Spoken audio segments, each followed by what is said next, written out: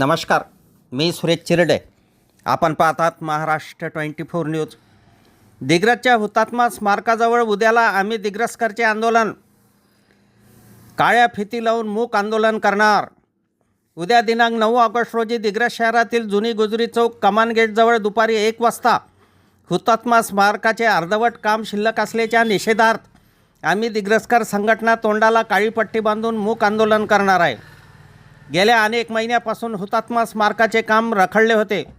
9 August क्रांती दिनाच्या आधी काम पूर्ण होईल असे आश्वासन दिले गेले, परंतु अर्धवट काम झाले असल्याने त्याच्या निषेधार्थ उद्याला आम्ही दिग्रसकर संघटनेने मूक आंदोलन छेडले आहे. उद्याच्या आंदोलनात दिग्रसकरांनी सहभागी होण्याचे आवाहन आम्ही दिग्रसकर संघटनेने केले आहे. अफजल खान, ऋषिकेश हिराजसह मी सुरेश चिरडे, महाराष्ट्र 24 न्यूज, दिग्रस, यवतमाळ. आमच्या पुढील बातम्याचे अपडेट पाहण्याकरिता आत्ताच आमच्या चॅनलला सबस्क्राईब करा व बेल आयकॉनवरती क्लिक करा. धन्यवाद.